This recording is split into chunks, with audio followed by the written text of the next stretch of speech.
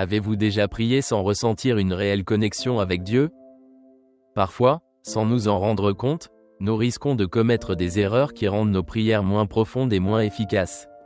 Jésus nous a avertis de faire attention à la façon dont nous nous adressons au Père, car même dans la prière, nous pouvons tomber dans des attitudes de superficialité ou de manque de sincérité, qui entravent notre communion avec lui. Si vous voulez comprendre comment prier de manière authentique et puissante, en suivant les enseignements de Jésus, restez avec nous. Et n'oubliez pas de vous abonner à la chaîne et d'activer les notifications pour rester informé de notre contenu spirituel. Aujourd'hui, nous allons vous guider à travers les paroles de Jésus, pour apprendre à éviter les erreurs les plus courantes dans la prière et à améliorer notre relation avec Dieu, en rendant nos supplications plus sincères et plus profondes. La prière est l'un des piliers fondamentaux de la vie chrétienne, un moment sacré de communion intime avec Dieu. Cependant, même dans quelque chose d'aussi vital et puissant, nous pouvons commettre des erreurs et réduire l'efficacité de notre communication avec le Seigneur. Jésus lui-même nous a enseigné un modèle parfait de prière, mais souvent, par manque de connaissances ou par mauvaises habitudes, nous risquons de le rendre vide et dénué de sens. Laissez un commentaire ci-dessous et dites-nous si vous aussi avez déjà ressenti une distance pendant la prière, ou trouvé des réponses de Dieu lorsque vous avez prié avec une intention sincère. Partager vos expériences pourrait aider beaucoup d'autres personnes à grandir dans leur foi. Jésus nous offre un enseignement clair sur ce qu'il faut éviter dans notre vie de prière, à partir de 2 exemples concrets. La première erreur à éviter est de prier superficiellement ou par habitude. Jésus nous met en garde contre la prière superficielle, comme le faisaient les hypocrites à son époque. Le mot « hypocrite » vient du grec et signifie « se cacher derrière un masque », en référence aux acteurs du théâtre antique qui portaient des masques pour représenter des émotions autres que les réelles. De même, certains prient uniquement par tradition ou par habitude, sans sincérité dans leur cœur. Jésus ne nous interdit pas de prier en public, mais nous rappelle que la prière doit toujours être un authentique dialogue avec Dieu. Nous ne devons jamais prier pour une simple formalité ou pour accomplir un devoir religieux, mais pour entrer dans une communion véritable et sincère avec le Père. La deuxième erreur courante consiste à utiliser des répétitions vides. Penser que Dieu écoutera simplement parce que nous avons répété plusieurs fois les mêmes mots. Les païens répétaient des phrases sans fin, croyant que cela pourrait influencer leur divinité. Mais notre Dieu est vivant, il connaît déjà nos besoins avant que nous le lui demandions. Cela ne veut pas dire que nous ne devons pas persévérer dans la prière, mais que notre dialogue avec Dieu doit être sincère et personnel, et non une récitation mécanique. Dieu désire un cœur ouvert et honnête, une prière faite avec foi et non une série de paroles vides de sens. Mais comment cultiver une prière authentique et profonde? Examinons 2 exemples bibliques qui montrent le pouvoir d'une prière sincère et fidèle. Le premier exemple est celui d'Anna, la mère de Samuel. Anna était stérile et profondément affligée, mais elle est allée au temple et a prié de tout son cœur, demandant un fils.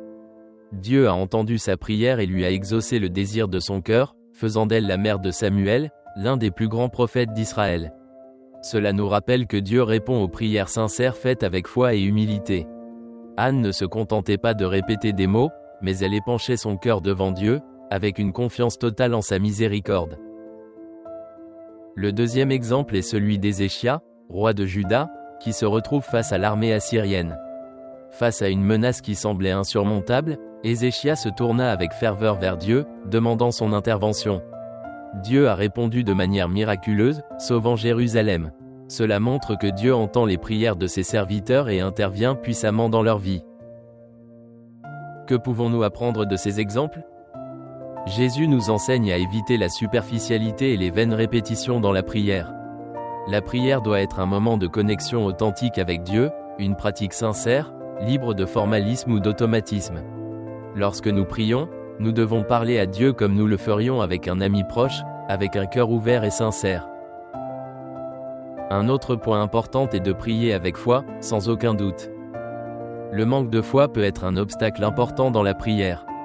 La Bible nous rappelle que lorsque nous demandons quelque chose à Dieu, nous devons le demander avec foi, sans douter. La prière sans foi est inefficace et montre un manque de confiance dans la puissance et la bonté de Dieu. Nous devons l'approcher avec la certitude qu'il entend et répond selon sa volonté. Il est essentiel que nos demandes soient alignées sur la volonté de Dieu.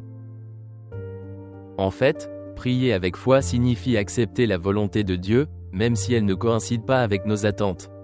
La vraie foi se manifeste lorsque nous continuons à prier avec persévérance, confiant que Dieu sait ce qui est le mieux pour nous. Si vous trouvez ces idées utiles, partagez la vidéo pour inspirer le plus grand nombre de personnes possible et abonnez-vous à la chaîne pour en savoir plus sur la foi et ses mystères. Un autre aspect essentiel est de prier sans distraction. Nous vivons à une époque de distractions constantes qui peuvent facilement envahir notre temps de prière. Trouver un endroit calme et prendre le temps de prier peut nous aider à concentrer notre esprit et notre cœur sur Dieu. Il est important de créer un espace dans notre journée où nous pouvons nous détourner du monde et nous tourner complètement vers le Seigneur. Enfin, rappelons-nous toujours que la prière est une forme d'adoration, d'action de grâce et de confession. C'est notre façon de reconnaître la grandeur de Dieu, d'exprimer notre gratitude pour toutes ses bénédictions et de confesser nos péchés, en recherchant sa direction divine à chaque instant de notre vie. Nous concluons cette réflexion par une prière commune. Seigneur Dieu, nous te remercions pour l'opportunité de communiquer directement avec toi par la prière. Aide-nous à prier avec sincérité et pureté de cœur, sans chercher la reconnaissance des hommes, mais en voulant seulement te plaire et être en ta présence. Libérez-nous de l'hypocrisie et des répétitions vides de sens qui peuvent déformer l'essence de notre prière.